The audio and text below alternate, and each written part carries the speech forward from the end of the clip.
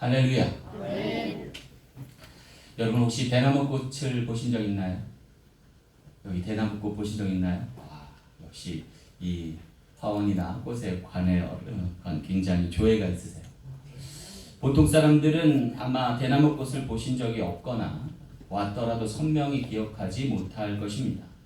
이윤즉슨 대나무가 꽃을 피우는 시기가 공교롭게도 그의 생의 마지막 순간이 될 것이기 때문에, 예컨대 대나무는 대개 평생, 60평생 혹은 오래 있으면 90평생을 살게 되는데 마지막 2-3년간만 꽃을 피운다는 거예요. 더 놀라운 것은요, 한 그루가 꽃을 피우기 시작하면 옆에 동료 대나무들도 따라서 꽃을 피우게 된다는 거죠. 그러면 온 대나무 숲 전체가 개화하는 놀라운 광경도 볼 수 있다라고 합니다. 그리고 나서 생명의 기운이 다음 세대 대나무로 이어지게 된다는 것이죠. 오늘 본문 말씀에도 보면 이러한 인생의 놀라운 실제가 소개되고 있는 장면을 포착하게 됩니다. 바로 여선지자였던 안나가 그의 생의 마지막 꽃을 피우며 다음 세대가 될 예수님께 그러한 기운을 전하여 주고 있기 때문입니다. 어쩌면 그녀의 삶은 푸르고 푸른 대나무처럼 살다가 마지막 꽃을 피우며 메시아 될 아기 예수에게 복음의 전달자 되고 있음을 보여주고 있는 것이죠. 이 광경은 우리에게 깊은 감동의 메시지를 줍니다. 이윤즉슨 한 세대와 다음 세대의 만남을 넘어서 세기와의 만남이 될 수 있어서입니다. 다시 말해서 세대 간의 만남을 훌쩍 뛰어넘어서 세기와의 통합을 이루며 기원 전과 기원 후를 가르는 역사적인 순간을 이루었기 때문입니다.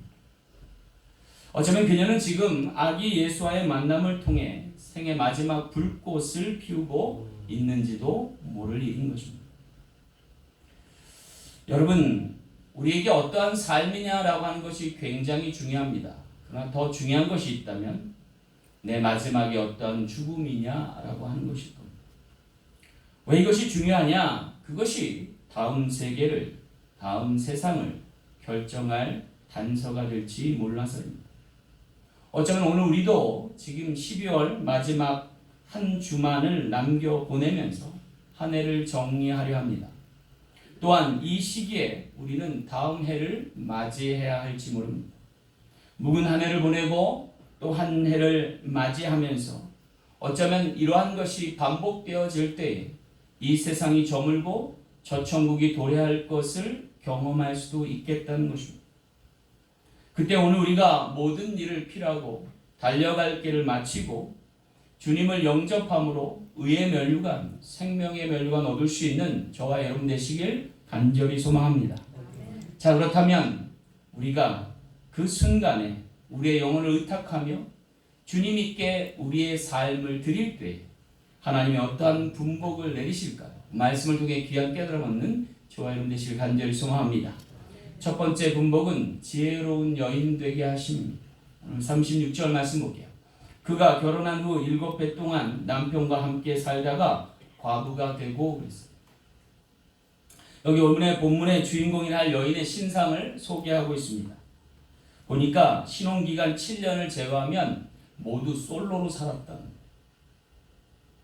어쩌면 그녀의 나이가 84세인 점을 고려하면 아마도 거의 대부분의 시간을 처녀와 같이 홀로 지냈다 말할 수 있을 것입니다. 성경은 그런데 왜 이 점을 지적하고 있는 것일까? 아니, 부각하고 있는 것일까? 그것은 어쩌면 그녀가 하나님과의 짝하여 산 세월이 적어도 70년이 넘고 있음을 이야기하고자. 여러분, 이것이 굉장히 중요한 포인트예요. 왜냐하면 다시 오실 주님을 맞이하는 신앙인의 자세 또한 보여준다 합니다. 정결한 여인과 같이 주님 오심을 고대하고 갈망하면서 그의 생을 주님의 순간, 임하심에 초점 맞춰 살았기 때문입니다. 이것을 성경은 지혜롭다, 슬기롭다라고 표현합니다. 왜냐하면 마태복음 25장에 보면 슬기로운 처녀와 어리석은 처녀의 비유가 나오는데 거기에 보면 더디오는 신랑에 대한 신부들의 태도를 조명하고 있습니다. 거기에 보면 지혜로운 여성과 그렇지 못한 여성의 차이가 부각되는데 그것은 공교롭게도 등불을 예비함에 있어 기름까지 준비했느냐 그렇지 못했느냐로 판가름되기 때문입니다. 그런데 문제는 이 기간이 정혼하고 결혼하기까지 약 1년여 시간이라는 거예요. 그때를 잘 기다리느냐 못 기다리느냐에 따라서 행복한 결혼 생활의 시작과 불행이 결판난다는 메시지예요. 그런데 놀랍게도 여기 주인공으로 소개되는 안나 여 선지자는 무려 70년이 넘게 정결함을 갖고 주를 예비하고 기다렸다라고 합니다. 여기 37절 말씀 영어로 보니까 And then she was a widow until 84 years라고 소개되고 있어요. 청산가부가 되고 그 7년의 시간을 빼면 모두가 홀로 주님의 날을 소망하며 기다렸다. 대단하지 않습니까? 어쩌면 세상적으로 볼 때는 미련한 거예요. 어리석을지 몰라요. 여러분 여자 혼자 사는 게 쉬운 건 아니잖아요. 그런데 70평생 그 이상의 시간을 홀로 주님의 임하심을 바라고 기다렸다는 건 대단한 삶인 거죠. 어쩌면 진정 기다림의 미학을 참된 의미를 발견한다 하겠습니다. 가끔가다 우리가 드라마나 영화의 소재로 등장하는 게 뭐예요? 일사후퇴 때, 6.25 사변 때 저쪽 북에서 남으로 내려오는 그 많은 인파 속에 헤어져가지고 한 사람은 북에 남고 한 사람은 이남으로 내려와서 70평생 이상을 살았는데 나중에 가까스로 이산가족을 상봉할 때 그 감격을 보면 이게 얼마나 그림이 사무쳤나는 것을 우리가 깨닫게 되지. 그런데 어느 시인은 그렇게 얘기했어요. 기다림이 너무 그리우면 기다린 것 자체가 기쁨이 된다. 어쩌면 반모섬에서 마지막을 유배되어서 주님의 오심을 기다렸던 사도 요한이 뭐라고 밝혔어요? 마지막에 주 예수여 어서 오시옵소서. 어쩌면 우리 모든 신앙인의 고백은 주여 어서 오시옵소서. 그날이 2000년이나 연장되고 있지만 그럼에도 불구하고 우리는 여전히 주여 어서 오시옵소서. 마라나타의 신앙을 갖고 주님 맞이하며 기다릴 수 있는 저와 여러분 되시길 간절히 소망합니다. 근데 여기서 우리가 한 가지 더 주목할 것이 있어요. 이 안나와 아기 예수와의 만남의 장소입니다. 공교롭게도 그것은 주님의 몸된 성전이었다는 것. 다시 말해서 그녀가 아기 예수를 만나고자 소망했던 곳이 성전이었고 그녀는 그 성전을 떠나지 않기 위해 애를 썼다는 거죠. 언제 오실지 모르지만 그때가 오늘 이 시점이 아닐까라고 생각해서 한시도 성전을 떠나지 않고 성전에 있기를 즐겨했던 여인의 삶을 이야기해주고 있어요. 그렇다면 왜 그녀는 성전을 떠날 수 없었을까? 그것은 바로 하나님의 계시, 약속의 말씀이 성전에서 기다리라 하셨기 때문이에요. 여러 가지 바쁜 일정이 있고 해야 할 일들이 많음에도 불구하고 그녀는 성전을 고수하였던 거예요. 왜냐하면 주님이 임하실 것이기 때문에. 그리고 그 메시아 주님으로 인하여 예루살렘이 속량될 것이고 이스라엘이 부활할 것을 믿어 의심치 않았다라는 거예요. 그리고 마침내 성전에서 그렇게 고대하고 기다렸던 대망의 메시아를 만나게 되는 것이죠. 여러분 이 만남이 왜 중요할까요? 그것은 죄의 종식을 알리고 구원의 시작을 알리는 변화의 시작이어서입니다. 그리고 그것은 하나님의 약속된 말씀 안에서 선지자 안나에게 이루어진 확고한 신앙의 증거였다는 거예요. 근데 여기 놀라운 표현이 하나 있어요. 뭐냐면 예루살렘과 이스라엘의 속량을 뜻한다라고 소개해요. 속량이 뭐냐면요, 종교적 용어인데 죄의 삭을 치르는 거예요. 그래서 그 영혼을 되찾는 것을 말해요. 영어로 말하면 리디머를 얘기합니다. 그런데 이것이 왜 하필이면 예루살렘의 속량일까? 우리가 여기서 조금 더 현미경을 갖다 대고 들여다봐요. 왜 하필 예루살렘이었을까? 그것은 이 예루살렘이 구약의 먼 옛날에 아브라함이 이삭을 번제로 드렸던 장소가 모리아산인데, 그 모리아산을 기억하고서 솔로몬이 성전을 지었는데 그 모리아 산자락에 지었다는 거예요. 그래서 이 장소가 일치하는 거예요. 그런데 이 모리아에서 어떤 사건이 있었냐면, 아브라함이 자신의 아들 이삭을 번제로 드리려 할 때 하나님께서 가로막으면서 어린 양으로 하여금 이삭을 대신하게 했어요. 이삭을 드려야 하는데 어린 양을 드리게 하시죠. 그것을 속량이라고 하는 거예요. 근데 같은 장소에서 하나님께서 독생자 예수 그리스도를 오늘 우리의 죄와 맞바꾸셨어요. 그걸 속량이라고 해요. 그래서 우리의 영혼을 되찾으신 거예요. 그런데 놀랍게도 그 자리에 있어야 할 사람이 또 한 사람이 있었어요. 그런데 있지 않았어요. 그가 바로 아브라함의 아내 이삭의 어머니 사라였어요. 사라가 그 자리에 있었어야 하는데 있지 못했어요. 그런데 놀랍게도 자신의 아들을 성전으로 드렸던 여인이 그 후에 나타나요. 누구예요? 사무엘을 낳아서 그를 성전에 바쳤던 한나예요. 근데 공교롭게도 오늘 성경에 안나라는 이름이 그 한나와 이름이 일치해요. 안나라고 읽을 수도 있고 한나라고도 부를 수 있는 거예요. 그래서 하나님께서 그녀를 택하셔서 있어야 할 사라의 자리에 앉히시고 있었던 한나의 자리에 그녀를 있게 해서 독생자 예수 그리스도 아기 예수를 품에 안게 하셨다. 그러면서 하나님의 오랜 기다림을 이루어내시는 자. 그녀가 한평생을 바쳐서 대망의 메시아 아기 예수를 기다렸던 것 이상으로 하나님은 수천 년간 이때를 기억하고 언약하면서 기다리고 또 기다리시고, 그 언약의 확증은 자신의 아들을 성전에 바쳤던 한나를 기억하며 그녀를 찾고 찾으셔서 여기서 기다려서 마침내 아기 예수를 품에 안게 하시는 자. 놀라운 하나님의 말씀. 그런데 중요한 것은 그렇게 자신의 아들을 들여 속량했던 대상이 오늘 우리 자신 영혼이라는, 우리를 찾기 위해서 독생자를 주셨습니다. 이는 저를 믿는 자마다 멸망치 않고 영생을 얻게 하려 하심이라 확증하시오. 할렐루야. 우리를 구원하신 하나님을 찬양할 수 있는 저와 여러분 되셔서 지혜로운 여인 되어 신랑 되신 예수님 맞이하시는 우리 모든 지체 되시길 간절히 소망합니다. 두 번째 분복은 금식하며 안식하게 하십니다. 오늘 37절 말씀 볼게요. 이 사람이 성전을 떠나지 아니하고 주야로 금식하며 기도함으로 섬기더니 그랬어요. 여기 오늘 본문의 주인공이랄 안나가 행한 행적을 소개하고 있어요.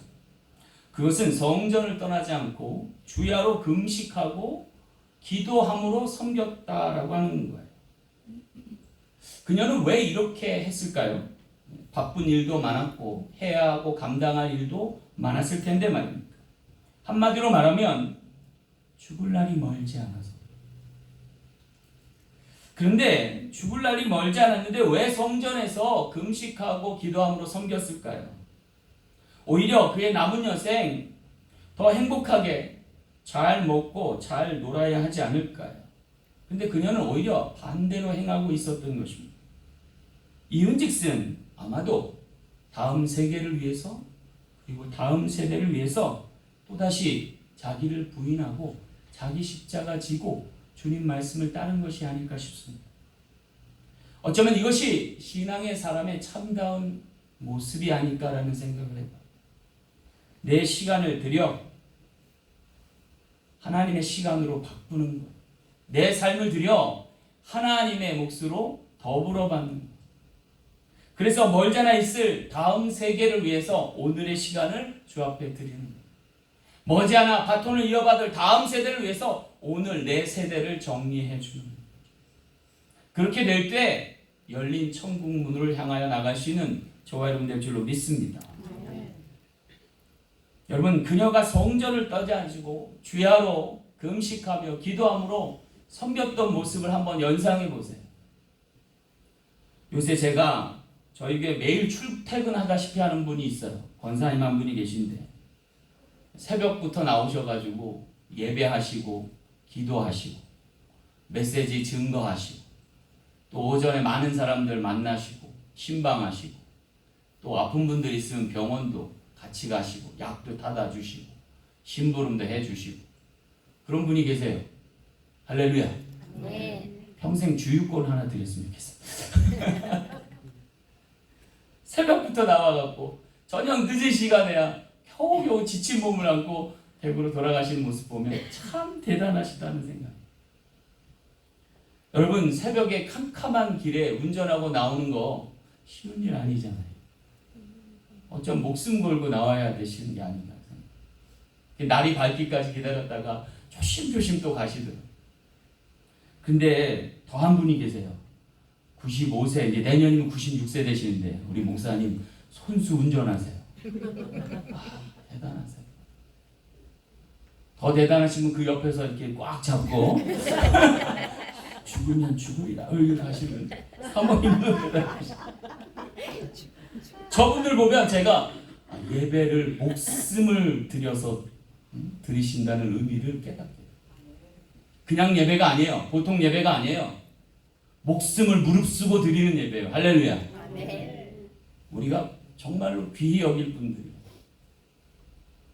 우리 재단이 복된 재단 될 줄로 믿습니다. 아멘. 목숨을 다해 예배드리는 분들이 계시기 때문에 어쩌면 죽으면 죽으리라의 신앙이 아니면 하실 수 없는 일이에요. 그럴 때 오늘 우리에게 주신 분복이 뭐예요? 사나 죽으나 주의 것 되는 인생. 그렇게 되기까지 아마 날마다 죽고 날마다 사셔야 할 줄.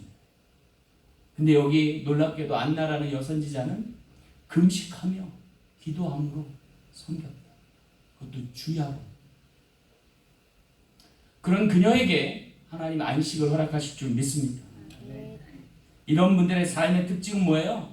덤으로 사는 인생. 그런데 그 덤으로 사는 인생의 끝이 저 천국이고 영생의 축복임을 믿어 의심치 않습니다. 오늘 우리가 하나님께 예배드리고 또 다음 세계를 준비하는 여정 안에서 금식하며 참된 하나님의 안식을 소망할 때 하나님 믿음의 분복을 더하실 줄 믿습니다. 영원한 안식의 초대를 허락하시고 우리 앞에 영원한 시간을 허락하실 주님을 느끼면서 우리가 하루하루 소망 가운데 승리하시는 저와 여러분 되시길 간절히 소망합니다.